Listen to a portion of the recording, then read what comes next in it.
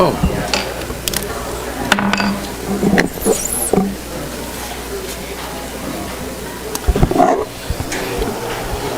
We ready? Good afternoon. Let's see, are we on?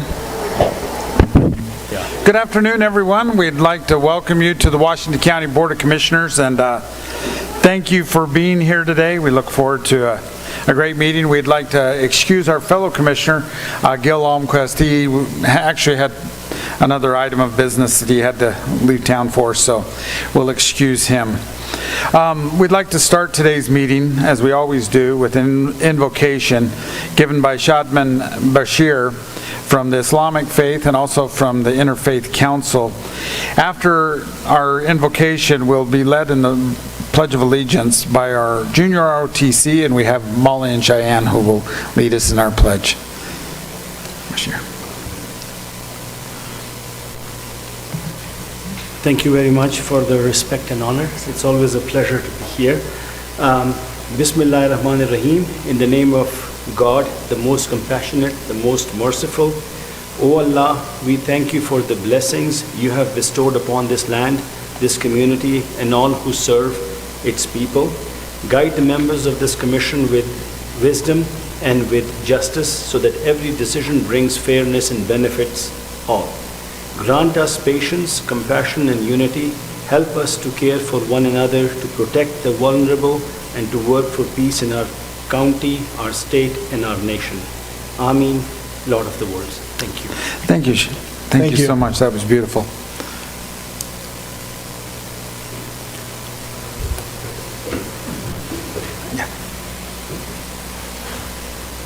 Please join us in the Pledge of Allegiance. Ready to begin. I pledge allegiance to the flag of the United States of America and to the republic for which it stands, one nation, under God, indivisible, with liberty and justice for all. Thank you, Molly and Cheyenne. Thank you very much. That was fantastic. Our first item on our agenda is our consent agenda. The consent agenda is a means of expediting the consideration of routine matters.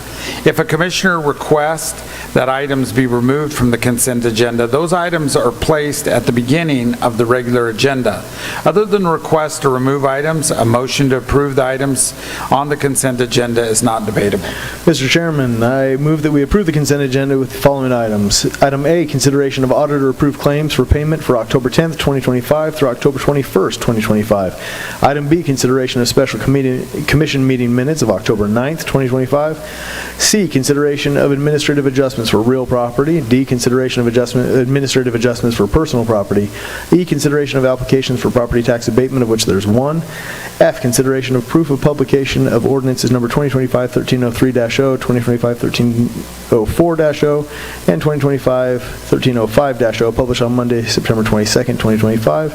G, consideration of modification to the professional service agreement dated June 17th, 2025 with Mainline Engineering for the Ash Creek Bridge Rehabilitation Project.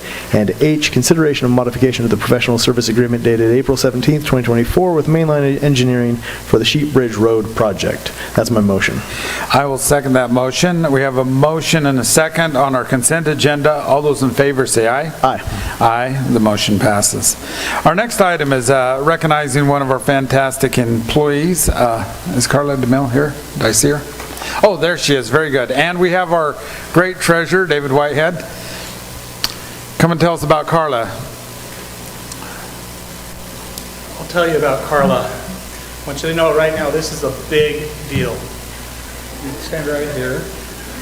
This is being broadcast worldwide. It is. Especially to Bolivia. Oh, no way. So, her sister is Hola. La Paz, right? La Paz, Bolivia. So, a su familia, quiero darles un gran saludo. So, we are now international. Yeah, that is fantastic. So I thought I would share a story, history of when Carla was first hired here 15 years ago. I don't think I've ever shared this with anybody. But Carla went through the interview process, and we had our interview committee, and she came out as the top scorer. But when she was in that interview, she said that she was from Bolivia, and I have a kind of a strong affinity for Bolivia, having spent 2 years there myself. So I felt a connection with her almost immediately. And when we were deciding whether we should go with Carla and offer her the position, within myself, I had this wrestle. Like, do I want her to work for us because she was the top candidate? Or do I want her to work for us because she's from Bolivia? And I had this, and I actually went back and forth with my chief deputy, and I'm like, God, are we making the right decision? Or am I being jaded because she's from Bolivia? Because I love Bolivians. The fact that she's here 15 years later, I think is proof that we did make the right decision in hiring her. Yeah. So she's awesome. If work were a party, she would be the party animal. Yeah. She is the life of the party. She wants to make sure that everyone is happy, and if you're not happy, she's concerned about you, trying to make you happy. Her work, obviously, is exemplary. She can speak Spanish, obviously.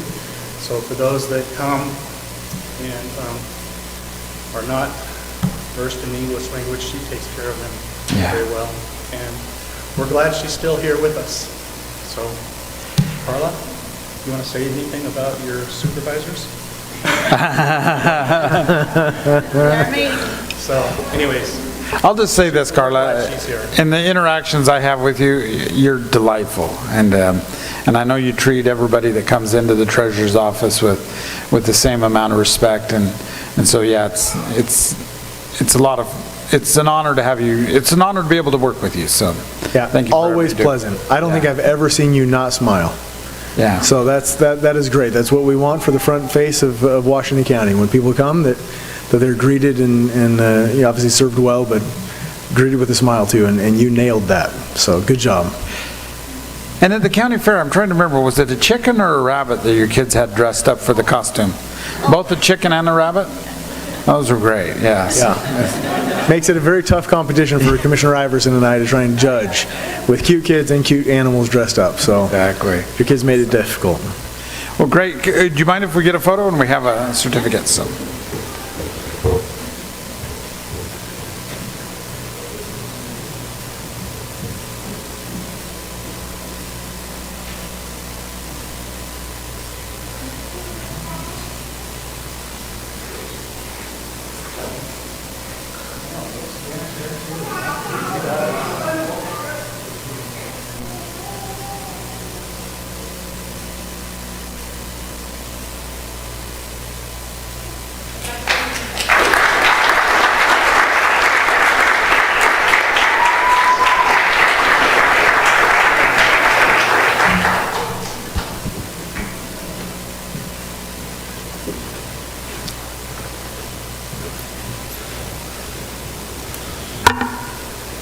Our next item is a presentation from Intermountain Healthcare. I don't know who exactly, or we have a team effort going on here. Natalie, you want to come on up? Thank you so much for having us. It's always a privilege Thanks for to be being able here. to give you our annual report. So Patrick Carroll, our Chief Medical Officer, is joining me today.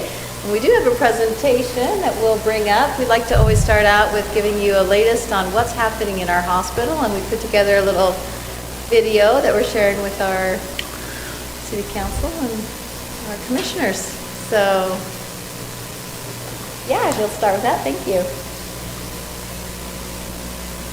Nearly 50 years ago, Intermountain Health began their journey of providing a model health system to residents here in Washington County. We have established a strong foundation of excellence right here at St. George Regional Hospital. Whether it's Simply Birth, where women can plan for an individual birthing experience in one of our beautiful birthing suites. Or inpatient rehab, where our specialists focus on helping patients recover their independence after a stroke, brain, or spinal cord injury with personalized treatment programs.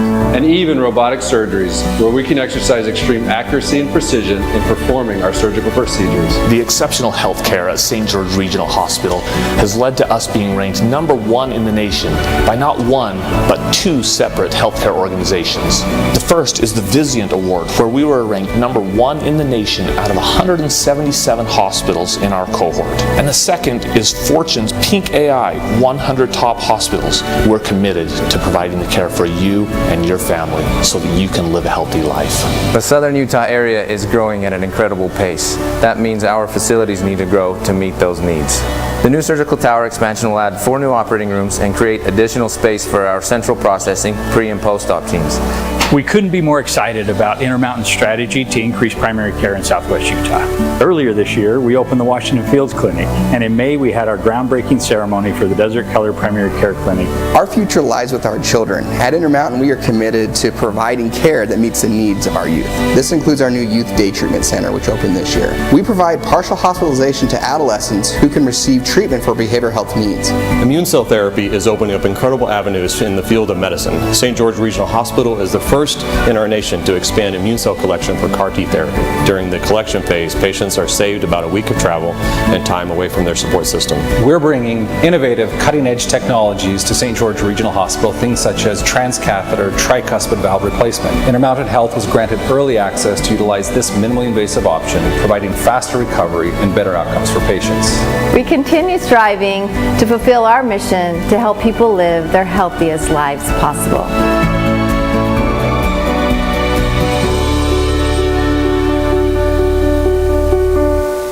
Thank you. So that's the latest that's happening at our hospital, and we're really excited about all of the things that we're able to provide this community. We love our community so very much, and we have a presentation. Am I running that? Okay. No, you are doing awesome, so thank you. In our presentation, we talk about some of the awards that we've been able to receive this past year, and as you know, we received Vizient last year. We just got notification in September that we received the #1 award again for 2 years in a row now, 24 and 25. We are, this year our cohort was out of 192 hospitals. Last year was 177. So it keeps getting harder, but our caregivers are so amazing. They continue to show up every day and provide exceptional care, and we are so very proud of them. One of the other things that we were able to receive this year is our Magnet designation, which Magnet is the highest honor that a nursing organization can receive, and our nurses received that this year. It was an 1,100-page submission and a survey team that came in and reviewed all the things that we were doing for our nursing team. So we were able to receive that, and I'm so very proud of our nursing. And it's for nursing, but really when you receive an honor like that at the hospital, it's the entire team that's elevated. So we continue to move forward in providing excellent care and ensuring that the people in our community are receiving the very best. Trying to think what else was on the next slide. One of the main purposes we're here, though, really is to share our charitable contributions to the community. Dr. Carroll's going to talk a little bit about the difference between a profit and non-for-profit hospital and the charity contributions that we've been able to give this year. Absolutely, always. This is one of the things I look forward to doing every year, is being able to come and share this information with you all. Not just because it's a requirement, but because it's something that we value, and we have a deep commitment to providing health care for the community. And that gets beyond just health care for members of the community, but really helping everybody live the healthiest life possible, including people that work at the hospital, including people that live in our community, whether they're seeking care or just living a great life. A couple of data points that I think are really, for me, really interesting, because I'm a numbers guy. I like numbers a lot. Last year we had nearly 3,000 deliveries. This year in the next year or two, we'll probably go over 3,000 deliveries in a single year of new babies being born. We have over 70,000 patients came into our emergency department last year to be seen. Wow. We have over 2,800 people that work at the hospital. And that's not counting the medical group clinics and other aspects of Intermountain Health. Sorry, is that 70,000 unique, or is that 70,000, like one person coming 3 times, the account is 3 of the 70,000? 3. Okay. Yeah, so That's still a some people come lot. multiple times, some people come, most people only come once. Hopefully, yeah. Hopefully. And You're right, we do get with 2,800 people employed at Intermountain Health, I did the math today because math is fun. Yeah. And that means that 1 out of every 71 people in Washington County works at Intermountain Health, helping to provide care for our community and helping to impact the economy and build our community for what we are. Looking at the financial contribution, being a not-for-profit hospital is important, and that doesn't mean that that Intermountain Health or not-for-profit organizations don't pay taxes. In fact, we pay a lot of taxes, but there's benefit for property tax. And so we look at that, and we hold the responsibility of ensuring that we're providing at least that much money in value back to the community. By being a not-for-profit organization, we saved. We didn't pay roughly $4 million in taxes. We wanted to make sure we got at least over $4 million last year. And if we look at the numbers, there's a few different ways to look at the numbers, but Intermountain provided nearly $30 million in community benefit. There's a number of different ways we do that. And there's a number of different organizations that we partner with. We can't do this alone. Things like the Dove Center, things like the Doctors Volunteer Clinic. I sit on the board of the Doctors Volunteer Clinic as well. And what I love is that when we have patients come in, Intermountain, many people don't know, provides vouchers for those patients to get their health, to get their labs at no cost, to get their x-rays, radiology that can be very, very expensive at no cost. And we do that because we want to keep our community healthy. Our mission is to take care of all patients in the hospital. I like to say we don't do a wallet biopsy when people come into the emergency department or into the hospital. We care for everybody that comes into a hospital. And that was the charge given to us when Intermountain took over the initial hospitals from the Church of Jesus Christ of Latter-day Saints. And we hold that promise close to us. Similarly, we've all talked about the handshake and promise of your predecessors from a number of years ago.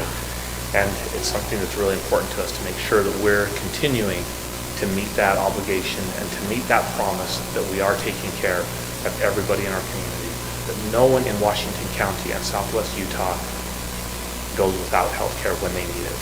And that's our commitment as we continue to do the things that we do. And I'll just speak briefly about the Community Health Needs Assessment that shows up here. We do this assessment every 3 years. We survey various members of our community and we pull together other stakeholders and we ask them, what are the top health needs of the community so we can partner with you in addressing them. And this is for 26, 27, 28, the coming up years. The number one thing that came up was behavioral health, and you all know that this is something very passionate that for us, and we both care very deeply about addressing mental health concerns in our community. We continue to do so. Also investing in social drivers of health. This is ensuring that people have food security and housing stability. And so we work with our partners, as Dr. Carroll mentioned. Also increase in access to care. We're really investing in primary care, as mentioned in our video, trying to put that primary care closer to where our patients are instead of all in one hub. So we're doing this hub and spoke model of primary care. We're excited for the future in that area as well. And then he talked about the voucher system that we use. And then new this year is the Prevent Childhood Injury and Illness. And I have 2 3-year-old twin boys, and they're my grandkids. And I would do anything to keep them safe. And I'm like this helicopter nana who makes sure they're wearing their helmets when they ride their scooters, and they're always in their car seats and those type of things. Those are the initiatives that we want to continue to partner with our community on, as well as looking for child abuse and neglect and ensuring a safe community. So that is our Community Health Needs Assessment for the next following years, and we're excited to partner with all of you to make that happen. I think that might be, I know we're forward through. And you know our mission is helping people live the healthiest life possible. So, and we can't do that alone. That's community partnerships for sure. about our being a nonprofit. We kind of skipped all around trying to. Yeah, I thought you guys, I was. You did a great job without notes. We Yeah, I was actually may be watching done. it. Nobody behind you would notice that you guys had great poise as you were looking for your notes. I just want to thank you, both of you, personally and individually. You do a great service for our community. You care very deeply. And as a hospital, as an organization, you continue to invest in this community a lot. You know, I mean, you broke ground on the Desert Color and event. It's our facility. It seems like just yesterday we cut the ribbon on the emergency rooms out in a hurricane, even though it's probably been about a year or two now.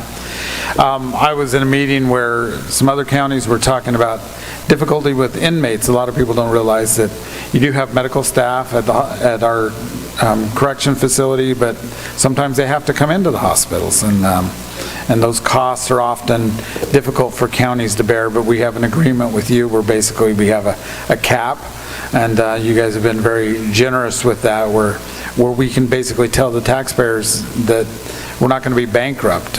You know, if something happens, we have a certain amount of money that we've agreed to pay, and you've agreed to help and work with us, and that just means a lot. That means a lot for us on trying to make budgets work, just like you're making your budget work, and hopefully we haven't had to bring anybody in lately, so, but you guys have been great to work with, so. We really appreciate Sheriff Brooksby, all he Yeah. does as well, so yes. Yeah, amen. You did mention the handshake and the promise. Like I think I said once before, that was made before I was born. I feel like a very old man these days, and so that's been quite a while that handshake and the promise was made, and that's enough time that you could have forgotten it, right? You could have been operating within your own entity, in your own world, and just, yeah, that was before when we took it over, but that's not now, and I just don't think that's the case at all. I think Intermountain does a phenomenal job in investing in the community and providing excellent care for the residents. You always do well inviting us to various groundbreakings and ribbon cuttings, and we speak at them. And I feel like a broken record because I've shared that over and over, but it's true. Every time you open a new facility that's really not that far away from an existing facility, just to get health care just a little bit closer to the people, be a little bit more accessible for moms and kids and families and stuff, you don't need to do that. But you are, and I think that's important, and I think that the community probably doesn't recognize it because it's just, Intermountain's accessible. We have all these resources that are probably better than we should have in a community this size, and I think we take it for granted a lot, but that goes a lot to say that if they're not thinking about it, then you're doing a really good job, because they'd think about it a lot if you weren't, right? But again, we have some of the other counties that fight for, oh, no, we love our county hospital, and they ask us what a horrible thing it is to run a county hospital for a county your size, right? And I say, no, it's actually wonderful. You should call Intermountain, and they'll just do it for you instead, and it's a lot better than what the government can run on its own, so thank you. I actually think of that often. I think what misery it would be to run a hospital and a county at the same time. I'll tell you that. Well, you do a great job at it. County commissioners might not, so I don't think the citizens would necessarily want to trust their health care to a couple county commissioners. Well, Natalie, weren't we just talking about sponsoring and bringing a county commissioner to work day? Yeah, we'll be on, Hey, we'll go do rounds with you. Having grown up in hospitals, I would love to come with you, but I don't want to run one. And I would probably be thrown up in the garbage can after a couple unpleasant experiences, so. For you. Very good.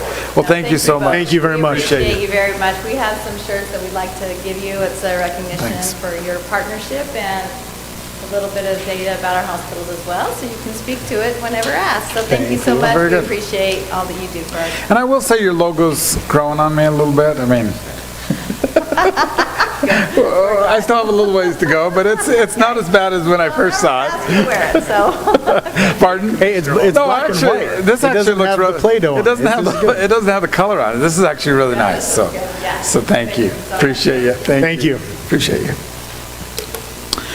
Our next item is our external auditors, Hinton Burdick. Good luck following that one.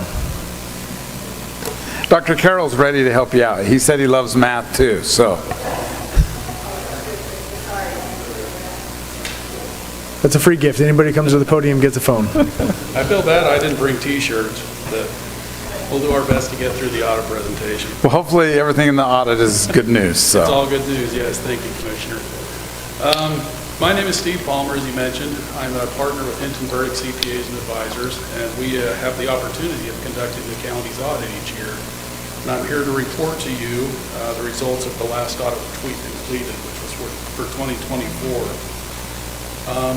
We conducted our audit in accordance with generally accepted auditing standards. Those are standards set by the AICPA, the American Institute of Certified Public Accountants, to ensure that audits are all done at a very high quality. And we go through a peer review process every few years to ensure that we're in conformity with those standards, and we did conduct our audit in accordance with generally accepted auditing standards. So the burning question you have is you want to know, did the county pass their audit? Really, that's what it boils down to, and the answer to that is yes, the county passed their audit. That means that after we went through and completed all of our procedures and reviewed the financial statement, in our opinion, the financial statements present fairly in all material respects the county's financial position and the results of its operations in 2024. So you got a clean opinion. That's the opinion that you want. That's good. In addition to the opinion on the financial statements, where the county received a significant amount of federal funding, we were also required to conduct an audit of federal funds in conformity with guidelines given to us by the federal government. There were actually 4 separate programs that we had to look at this past year. And those were the state and local fiscal recovery funds, or the COVID funds. They're still hanging around. They're nearly gone. The aging cluster, the watershed rehabilitation program, and the cooperative forestry assistance program. Those were the 4 major programs that we audited to ensure the county was in compliance with the federal regulations. I'm pleased to report that we did not have any reportable conditions come to our attention as a result of those procedures. In addition, the state of Utah gives us a set of requirements that we have to look at to make sure that the county is operating fiscally under state guidelines. And I'm pleased to report that no significant matters came to our attention there either that would be required for us to report. So with that, let's take a little bit of a look at the county's finances from the 10,000 foot level, if you will. I think it's really interesting to look at trends as opposed to 1 year alone. So these 2 graphs here represent the general fund of the county. The top graph representing the balance sheet, the cash and the fund balance in the general fund specifically. You can see that blue line represents the cash in the general fund, and the kind of orange line represents the fund balance. Both have been very stable over the past 5 years. They go up and down just a little bit, as you would expect, as the county has different needs each year. The balances are going to adjust it a little bit. The bottom graph is the revenues and expenses of the general fund. As you can see, revenues and expenses mirror one another, and that's exactly what we would expect to see in the general fund. The general fund is not in the business of making money. It's in the business of providing services to the citizens of Washington County. So you would expect revenues and expenditures to largely mirror one another, and that's exactly what we're seeing. We can go to the next slide. This is the assessing and collecting fund. Similarly, you can see it goes up and down a little bit. Fund balance and cash have been largely stable. Cash went down in 21, 22 a little bit. County had a lot of construction projects that occurred during that period of time that utilized cash. And you can see the spike in revenues accordingly on that bottom graph. Or, excuse me, spike in expenses. So if we can go to the next graph. This is the travel board fund. The travel board is neat. This accounts for transient room taxes that the county collects. And these monies are used largely to promote tourism and to get people to visit the county and local events like the PGA tournament.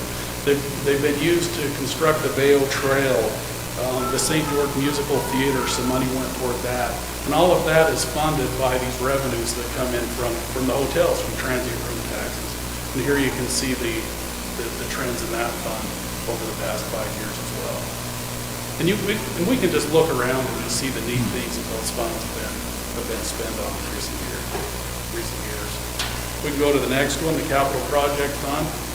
This fund is used to account for really significant capital asset acquisitions or construction projects.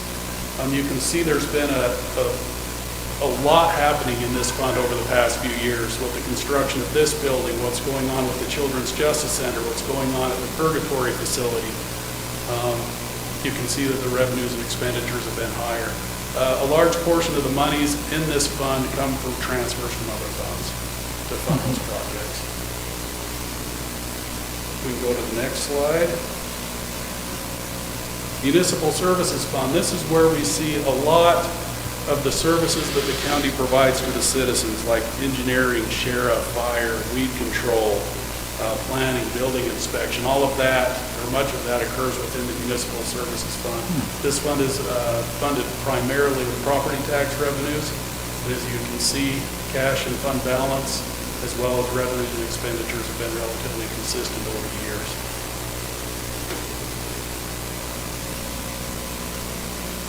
Next one's the Recreation Fund. This fund is largely funded with restaurant food taxes. That's where most of the money comes from. And the uses of those monies go toward things such as the regional park, the county fair. Some money's gone to support the regional airport, the shooting park, the convention center. That's where those monies are being utilized. You can see that the cash and fund balance have also been consistent over the years, and the revenues have been very consistent, but the expenditures have gone up and down over the years, just depending on what the needs of the county are in any given year.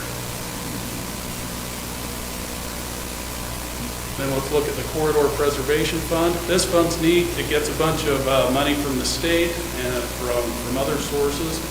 And it's really a cooperative effort with all of the cities and towns within the county to assist in obtaining land that's going to benefit everybody. Land for roads, for the main arteries throughout the county. And so that's what the money is used for. And again, those revenues and expenditures go down a little bit from year to year, depending on when opportunities to acquire land or right-of-ways come about.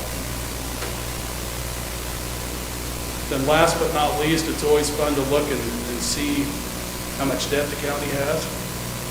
So you can see in 2024, the debt of the county decreased by $1.5 million. One bond was paid off. Regularly scheduled debt payments were made on the remaining bonds. And then the net pension liability increased by about $2 million from 2023 to 2024. The county does not have a whole lot of control over that number, the net pension liability. It's largely a function of the demographics of your workforce and also returns from the stock market. But so long as the county is making the required contributions into the Utah Retirement System, URS, there should be sufficient resources available to meet that liability, those pension payments in the future.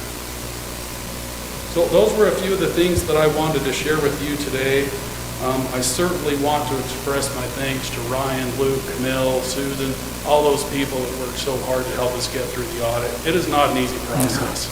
We spend a lot of time here, we look at a lot of documents, ask a lot of questions, just a general nuisance for quite a period of time to make sure that those funds of the county are properly accounted for. I'd really like to thank them for their efforts. But overall, the county passed and everything looks fine to us. And that's what we love to hear right there.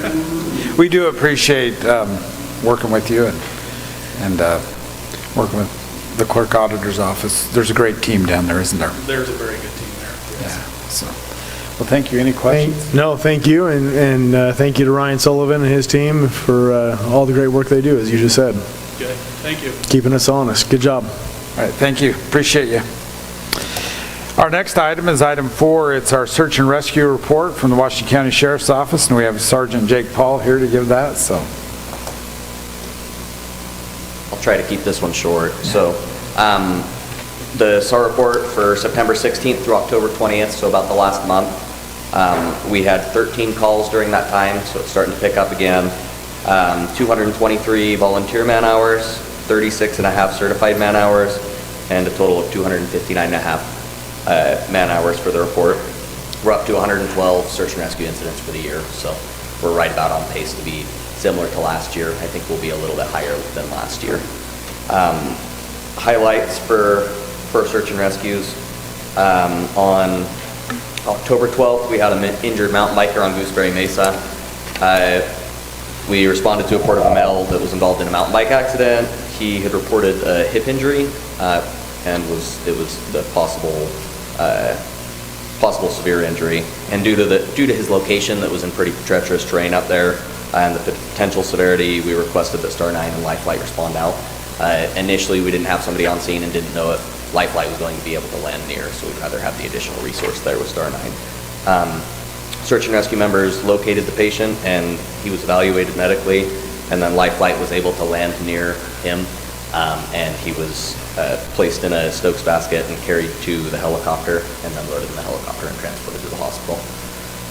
On October 4th, we had another injured mountain biker on a trail called Suicidal Tendencies that's outside of Santa Clara area. I'm sorry, we have a trail called Suicidal Tendencies? Yeah, and it's a pretty gnarly trail, yeah. We need to rename that trail. That is a bad name of a trail.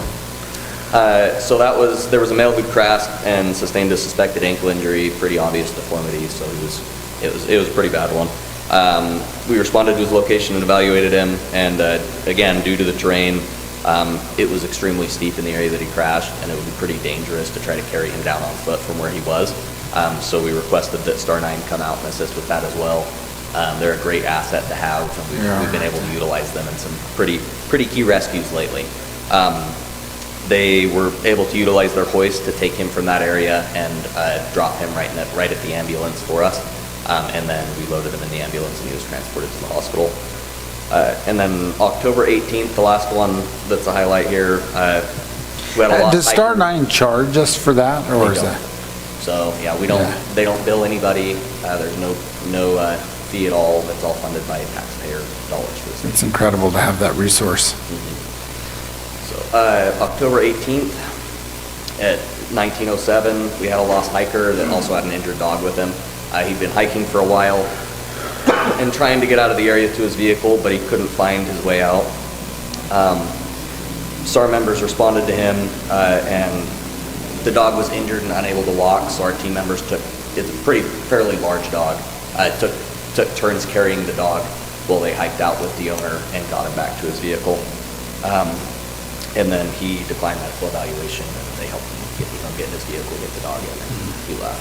So, had several other calls during the month, but that's our highlights that we wanted to go over. Do you guys have any questions? No, just thank you for everything you do, and yeah, thanks. Absolutely, thank you, and all your team. Thank you, appreciate you. Our next item is consideration of purchase requests. Alfred?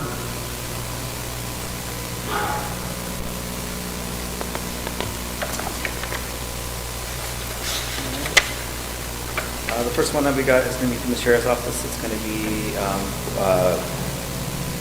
grant funding they received for a first responder mental health program that they've got, and that's going to the grant will cover the entirety of that $250,000 expense. Next up is for the Dixie Center, and they're purchasing different audiovisual equipment, and that's going to come around to $18,397.10.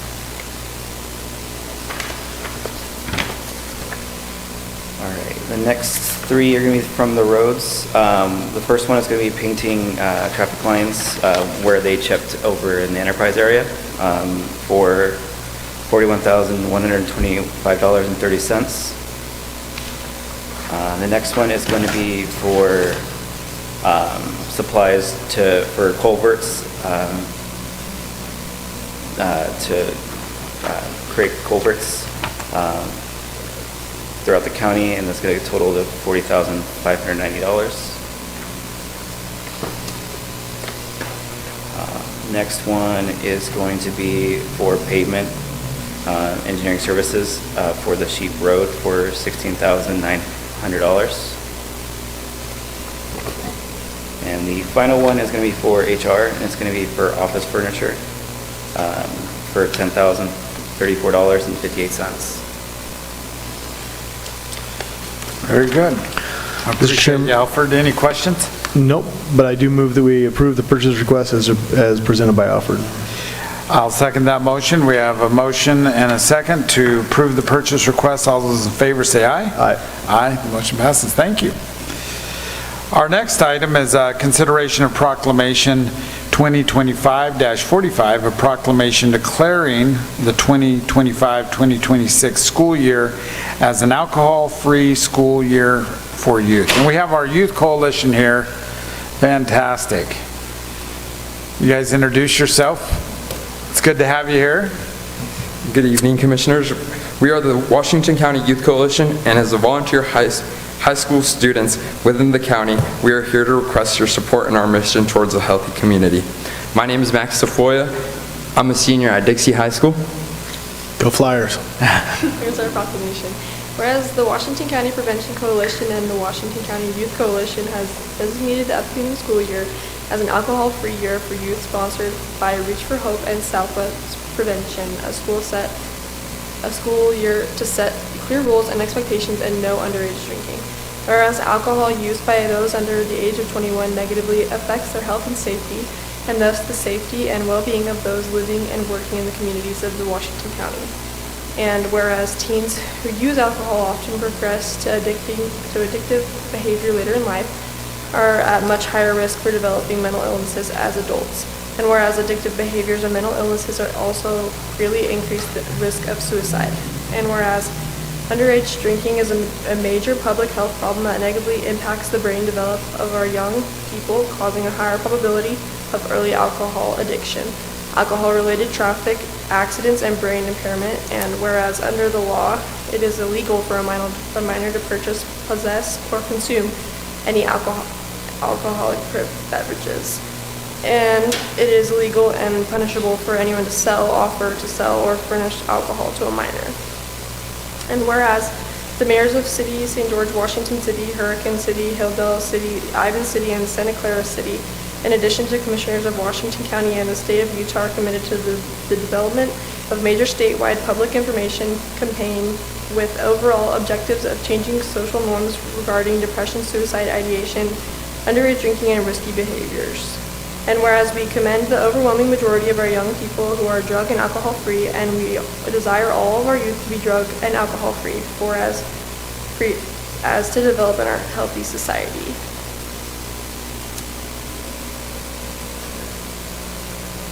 We invite you guys to read the rest of it if you guys have it, but if not, I could go ahead and read it for you guys. We have it. Perfect. If you guys could please read that for us. Will you read it?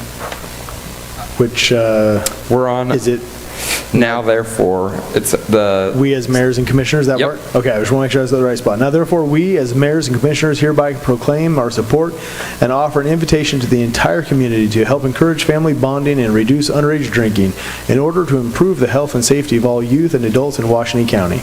We invite all members of our community, including individuals, families, government, schools, religious, and civic organizations, to participate in and sponsor activities that will heighten awareness regarding the dangers of underage drinking to young people's health and safety, and will strengthen their ability and desire to refuse to drink alcohol. And whereas we declare the 2025-2026 school year as an alcohol-free school year for the youth to bring awareness to risky behaviors and underage drinking and promote the bringing of families together. Very good. Hi, my name is Zoe Schweitzer, and I'm a freshman at Career Technical High School. We just want to thank you again, Mayor and Council members, for your continued support of the Alcohol-Free School Year proclamation. As youth leaders, we also want to take a moment to speak about something that directly affects the safety of kids and families in our community. Utah's alcohol proximity laws.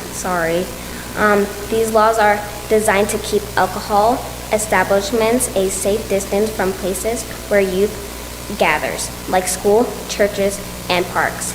They exist to reduce youth exposure to alcohol advertising and access, and they help maintain safe, family-friendly environments. Currently, the law requires a distance of at least 200 feet in a straight line between these spaces and places that sell or distribute alcohol.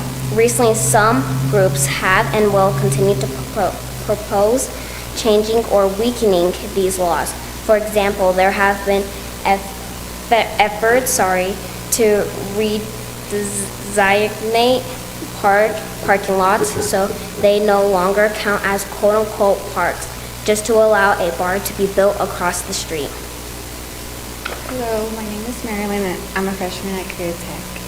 So we stand strongly in support of keeping these proximity laws in place. These protections aren't about limiting businesses.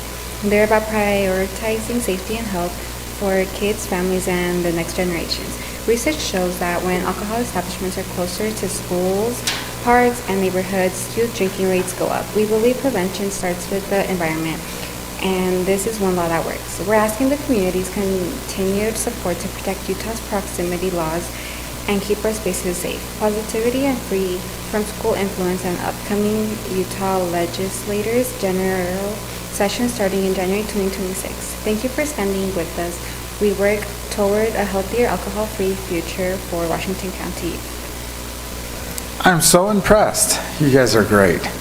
I look forward to this every year. We do this proclamation, so thank you for coming in, and I think we'll go ahead and make the motion, and then...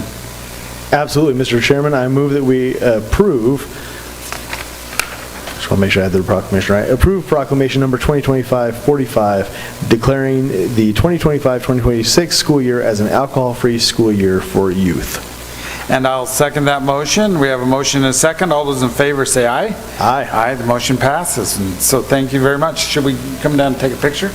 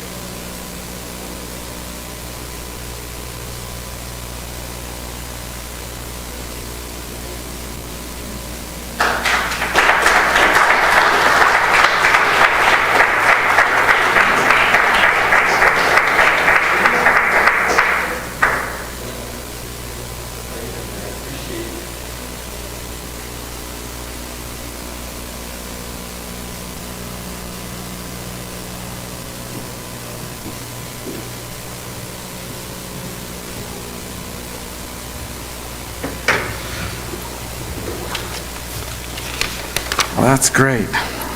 Our next item is consideration of proclamation number 2025-46, a proclamation declaring the importance of civil discourse about matters of public concern.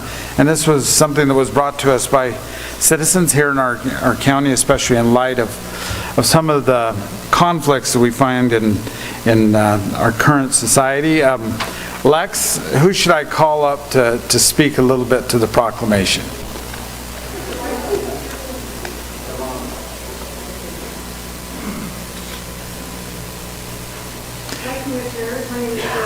We appreciate you taking some time to let us be here. We are a group of citizens of Washington County, and we wanted to raise our level of civil discourse and affirm the importance of human dignity and human life. And so we've written this proclamation, and we're grateful to stand shoulder to shoulder with you as well in the understanding of what it says. And we're going to read it now for you. Okay. Washington County, Utah Proclamation. Washington County gathering for positivity over polarization. On behalf of the Office of Citizen, we solemnly resolve, whereas our community mourns the passing of Charlie Kirk, whose life and work touched many, regardless of differing views, and we celebrate the spirit of dialogue, conviction, and service he represented. And whereas the celebration of death, whether of a public figure or any person, harms the dignity of our community and diminishes the humanity we share. Instead, we choose to honor life and uplift one another, affirming the humanity we all share. And whereas labels and stereotypes, when used to divide or dehumanize, fuel cycles of hostility that have no place in a society where charity and respect are the foundation of community life. Instead, we affirm that compassion, charity, and mutual respect build the strongest communities. And whereas the the misuse of authority, whether through government, institutions, or social influence, to silence or punish individuals based on belief undermines the enduring principles of liberty and self-governance. We commit to strengthening those principles by using leadership to inspire trust, fairness, and accountability. And whereas our homes, schools, churches, and public institutions share the responsibility to cultivate an environment of mutual respect where disagreements are resolved through the dialogue rather than division. Together we can nurture spaces of learning, faith, and community that raise up the next generation in hope, understanding, and Whereas the following political weaponization labels, including but not limited to Nazi, fascist, hate group, right-wing extremists, left-wing extremists, domestic terrorists, terrorism, terrorists, anti-government, etc., have resulted in the immediate coercion, cancellation, censorship, and surveillance, entrapped arrest, and imprisonment, and death. We resolve that our schools, cities, county, regional, state, and federal officials should legally and publicly clarify these terms for a greater good. Now, therefore, we, the citizens of Washington County, do hereby proclaim and affirm the following commitments. Honor the dignity of life. We recognize the passing of life with respect and reject any celebration of harm or death towards others regardless of their beliefs. 2, end the weaponization of labels. No individual or community member shall be attacked or diminished based on political, cultural, racial, religious, or personal identifiers. 3, end the weaponization of authority. The powers entrusted to schools, governments, political institutions, and community leaders shall not be used to silence lawful speech, encourage violence, or glorify hostility. Number 4, promote civil discourse. Opposing ideas can be shared respectfully, disagreements addressed constructively, and empathy cultivated alongside critical thoughts. Number 5, modeled self-governance. We commit to lead by example, demonstrating that peace, dignity, and freedom can be preserved even in the face of deep differences. Be it further resolved that this proclamation affirms our responsibility to reject violence, division, and dehumanization, instead fostering a culture of respect, unity, and peaceful coexistence, where differences enrich rather than divide us, and where every person is valued as a vital part of our community. We call on all schools, city, county, regional, state, and federal governments to adopt this proclamation. In witness whereof, we have hereunto set our hands to be affixed that this, the 28th day of September 2025. Well, this is great. We had an event down at the park. I think probably all of you were there. It was really fun. It was, exercising the office of citizenship, and it made me think a lot.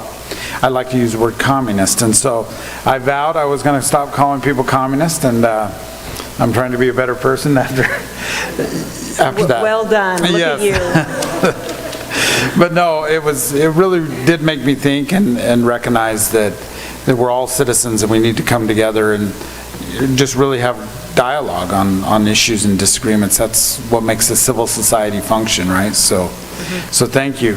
And we signed it as citizens, and I think today we're going to pass it as county commissioners. So Yeah, and it is important. Already today, I've been called many of the things that you have listed on. Yeah, that's true. That's true. We both were just a few minutes ago, and it's one of those where you go, you can't throw around labels so flippantly and not think that those words have meaning in a lot of ways. So, now, Mr. Chairman,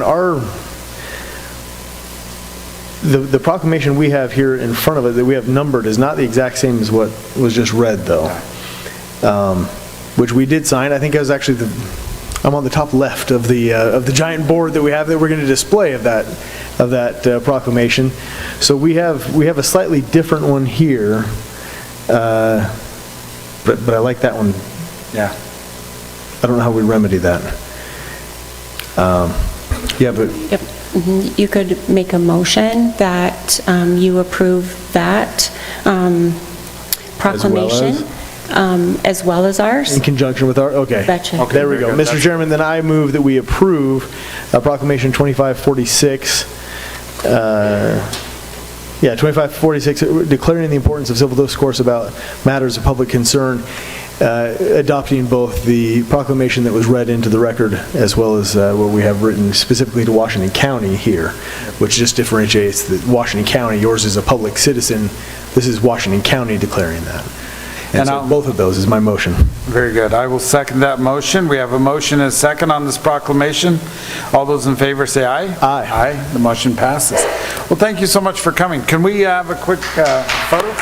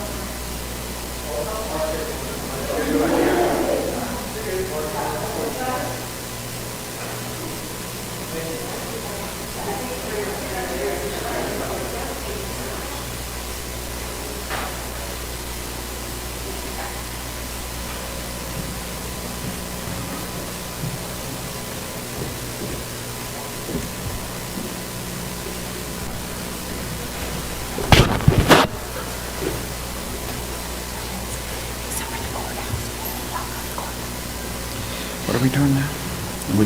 Do you know what motions? Are we tabling, are you saying that we should table item 8? No, actually, I'll take all of the All one of that them. our civil lead was going to address, and then Oh, okay, that works makes for you, sense. Commissioner. Very good.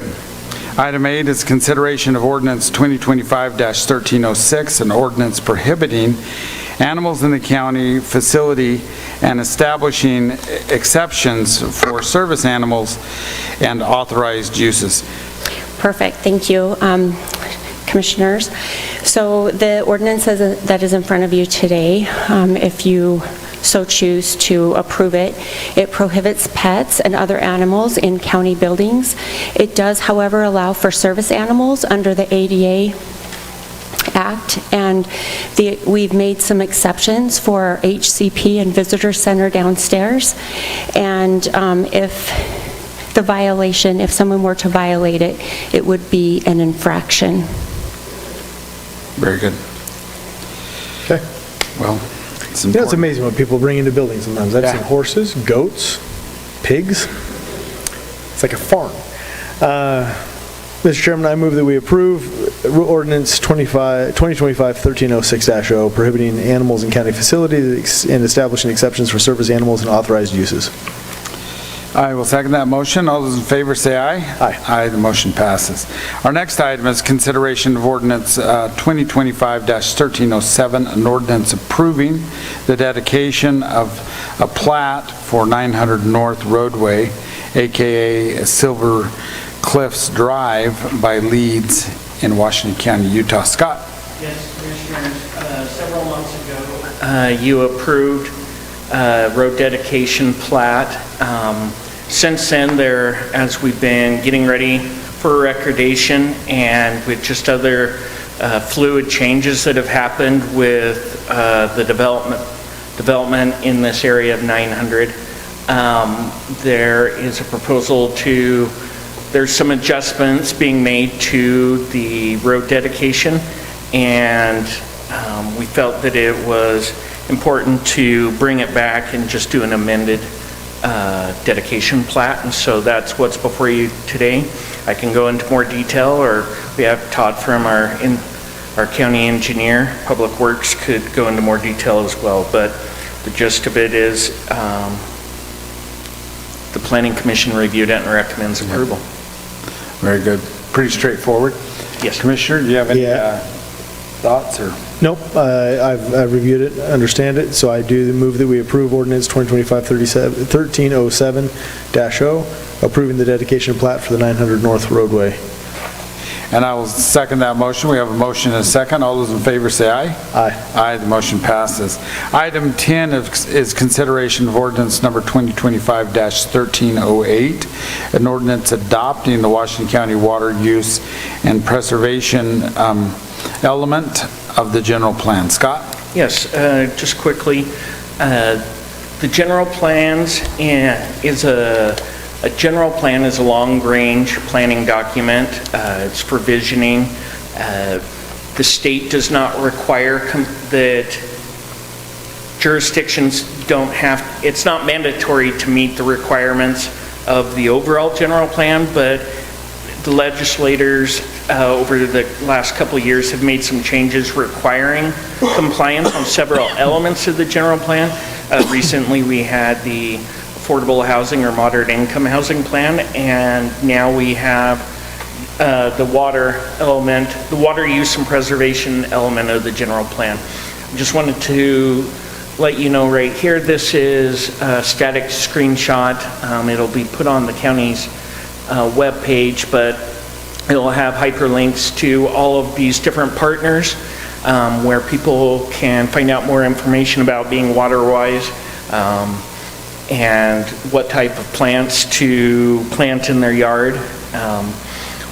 This plan is required. We've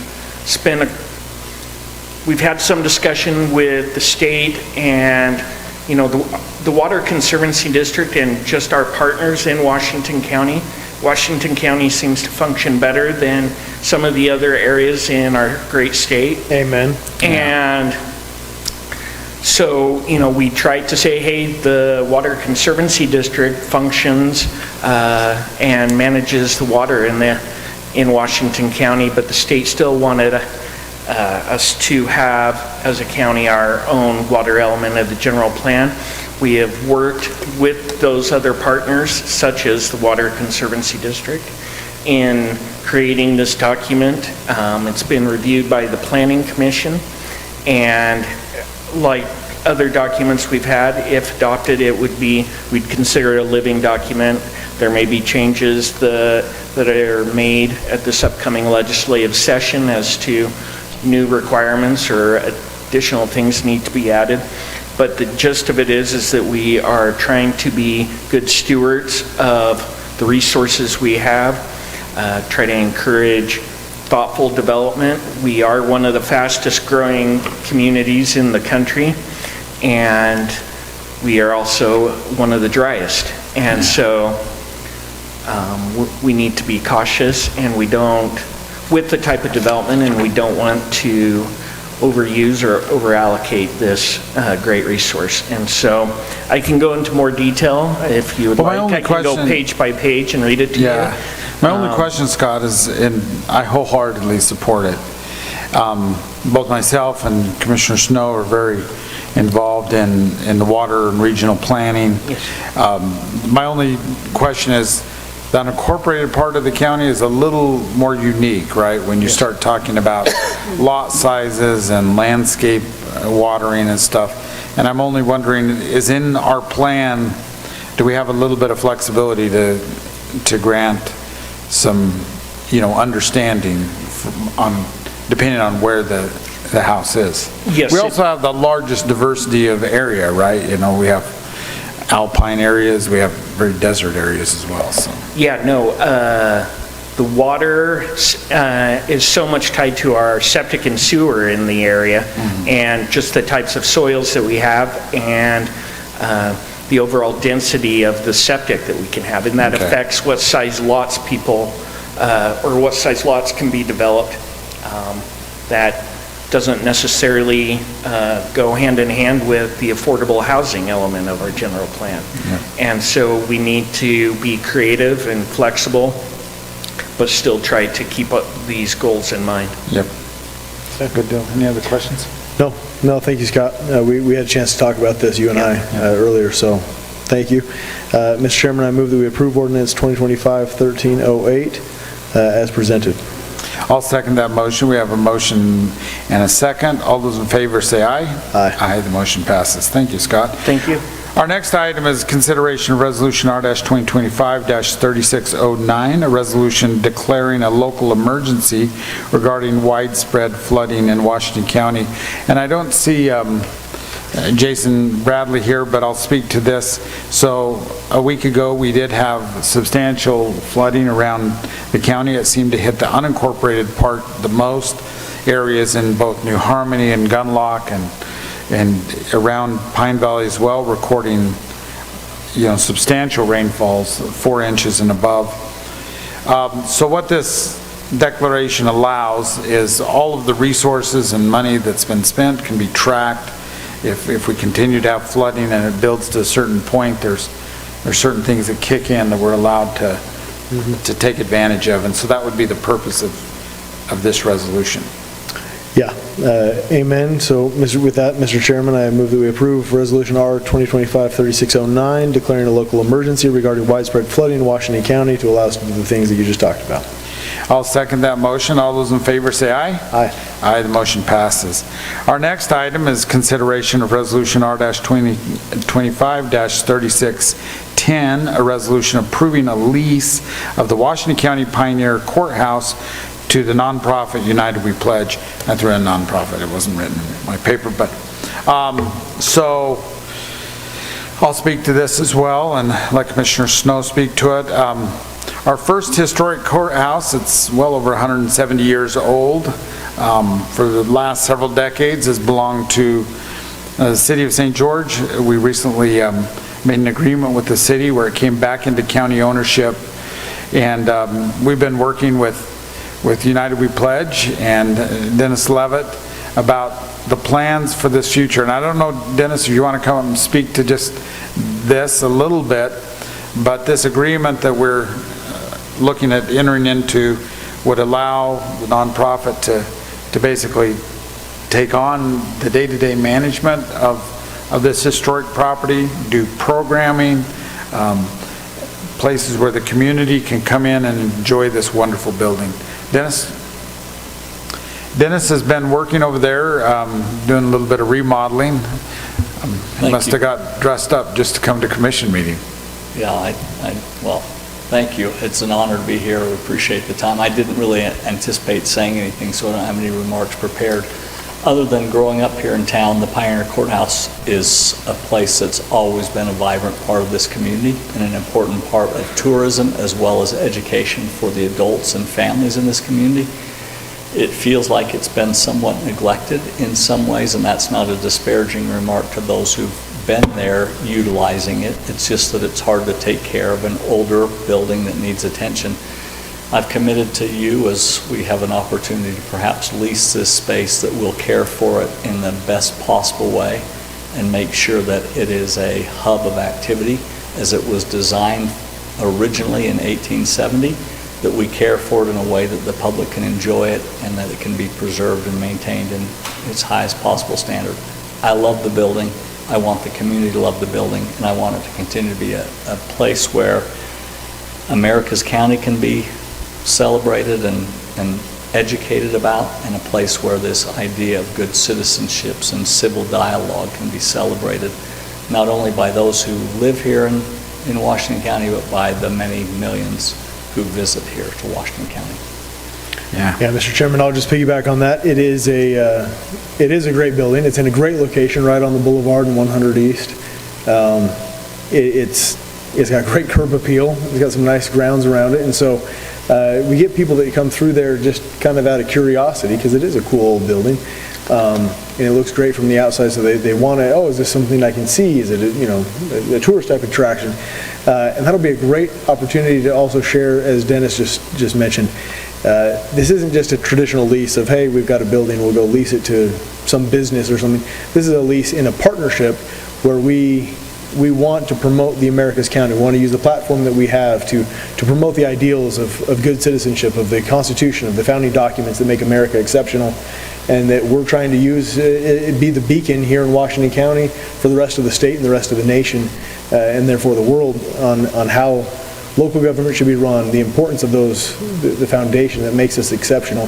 And United We Pledge is generous enough to take that programming for us and be the man, the day-to-day and the men and women on the ground that will help facilitate that message. So it is more of a partnership than just a straight lease, but legally it's a lease as well. So I just want to make sure that we have that clarity. This isn't leasing to a private business, a law office, or a engineering firm or something like that. This is different, and it's accomplishing the purposes the county wants to accomplish at the same time. So thank you for that, and we're excited for it. It's gonna, and the remodel is looking good. When I've come through twice now and seen what you're doing, it's gonna look really, really good as good on the inside as it does on the outside. Yeah, looking better every day, and we appreciate the opportunity, and we'll be true to that charge. Somebody earlier spoke today about a handshake deal they were good on. We'll be good with our word in terms of caring for the building. I appreciate that. I just want to very quickly say, as Commissioner Snow was talking about lease versus partnership, that's how I see it as well. It's just this great partnership. And I will just say, the history of our county, especially the history of St. George City in particular, but all of the county, there's 3 important buildings. Of course, this courthouse was so important because nobody had any money around here when they were trying to farm and start this community. It brought in some hard currency for the labor that was used to build it. And of course, the tabernacle and the temple also brought in construction and kind of a lot of public work. And I wonder if we could have survived those first 15 years if we wouldn't have had those 3 projects. So I look forward to it continuing to tell our story and tell the story of America. So thank you for this partnership. Mr. Chairman, I'll move that we approve Resolution R 2025-3610, approving a lease of the Washington County Pioneer Courthouse to United We Pledge. I'll second that motion. All those in favor say aye. Aye. Aye, the motion passes. Thank you. Our next item is consideration of Resolution R-2025-3611, a resolution approving an interlocal agreement between Laverton City for animal shelter services. So I don't see anybody from the sheriff's office, but I'll take this one if that's okay. So this resolution provides for animal shelter services for dogs originating in the unincorporated area of the county. This agreement has the county paying $25 a day per dog, and in addition, the county is going to be helping with the expansion of the city's shelter by providing new Connex-type building, some fencing and plumbing, electrical work, and other needed infrastructure expenses. So it's been a great partnership that we've had with Laverton City, and we'd like to continue it. very good. When I was first a brand new commissioner, we were looking into building a county animal shelter, and after looking at it, I thank Laverton City for entering into a partnership with us. So, yeah. Mr. Chairman, I move that we approve Resolution R 2025-3611. I will second that motion. We have a motion and a second. All those in favor say aye. Aye. Aye, the motion passes. Our next item is item 14, consideration of Resolution R-2025-3612, a resolution appointing a member to the Dameron Valley Fire Special Service District Administrative Control Board. And I'm happy to take this one as well. So we did recently have a board member that needed to resign, and so we put out the necessary documentation to get any interested members of Dameron Valley that were interested in serving on this board.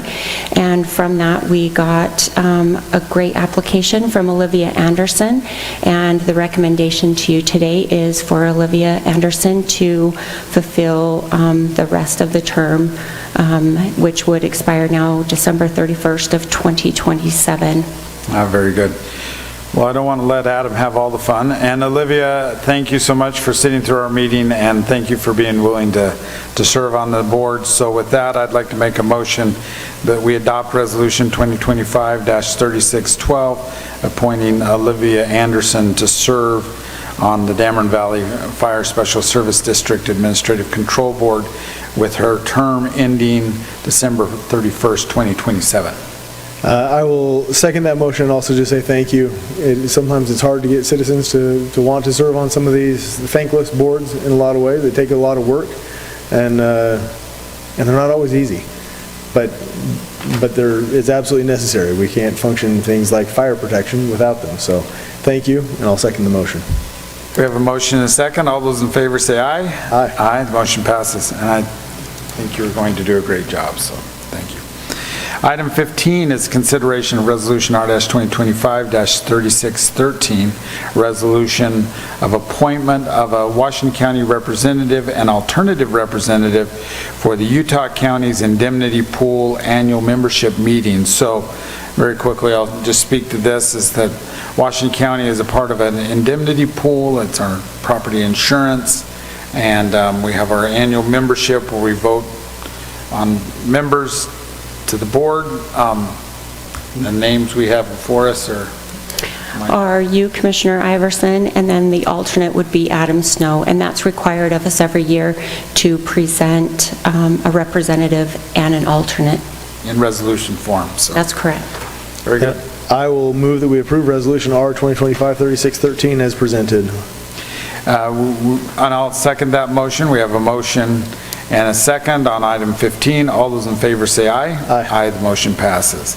Our next item is item 16, consideration of Resolution R-2025-3614, a resolution approving an adjustment of the 2022, 2023, 2024, and 2025 property taxes for parcel 6810-D-10, or 4, owned by His Family Matters LLC. And I'll just, this property is within the reserve. We entered into an agreement some years ago where the county was responsible to help facilitate the in-holdings getting out. It's been our tradition that we've waived these taxes as they've become due because these parcels are being held inside the reserve as a part of an agreement that the county made in order for growth to continue. And not just growth, but for us to be able to navigate the Endangered Species Act. So. Yeah, it'd be unfair to say, stay in the reserve, you don't get to build on your lot, and as long as you're in there, but then also pay taxes on it as though you did. Yeah. So with that, Mr. Chairman, I move that we approve Resolution R-2025-3614, approving an adjustment of 2020, well, as for the years that you listed, of property taxes for the parcel listed, owned by His Family Matters LLC. I'll second that motion. I have a motion and a second. All those in favor say aye. Aye. Aye, the motion passes. Our next item is consideration of Resolution R-2025-3615, a resolution approving a contract between Washington County, the county, and Progressive Contracting, Inc., PCI, for the Canara Creek Flood Repair Project. Todd? Thank you, Commissioners. This is an emergency contract with PCI. We called around and found some availability. We've got a bridge in dire need of some footing repair work to keep it from falling in before we get another storm. Yep. So they were available, and so I'd like to get this approved so we can get them started immediately. This is a picture you showed me yesterday. A little scary, isn't it? Undercutting of that, that's the picture you're talking about? Yes. Yeah. Let's get that shored up before that bridge fails. Will do. They're working on it as we speak. Mr. Chairman, I move that we approve Resolution R-2025-3615, approving a contract between Washington County and Progressive Contracting, Inc. for the Canara Creek Flood Repair Project. I'll second that motion. We have a motion and a second. All those in favor say aye. Aye. Aye, the motion passes. 18 is consideration of R-2025-3616, a resolution approving a contract between Washington County, the county, and Suncor Construction, Suncor, for the Pine Valley Flood Repair Project 2025. Todd? Similar type of a situation where we've got some culverts in Pine Valley that were overtopped with the recent storms. We've had Johnson DeMille working on sizes of what we need to put in those areas, mostly leaving the existing culvert and putting in additional culvert SNISC to them. And so with the flooding, we felt like we needed to get this done immediately. These will be funds that the county uses. We don't have to wait for NRCS funding. And so that's what we'd like them to do. They had availability to work on a a time and material basis. Oh, very good. Okay. Mr. Chairman, I move that we approve Resolution R 2025-3616, approving a contract between Washington County and Suncor for the Pine Valley Flood Repair Project of 2025. I'll second that motion. We have a motion and a second. All those in favor say aye. Aye. Aye, the motion passes. Item 19, I believe that there's some urgency to move on, so we'll just go ahead as commission report. We've given quite a bit of report in this meeting, so with that, I'll make a motion that we adjourn this meeting.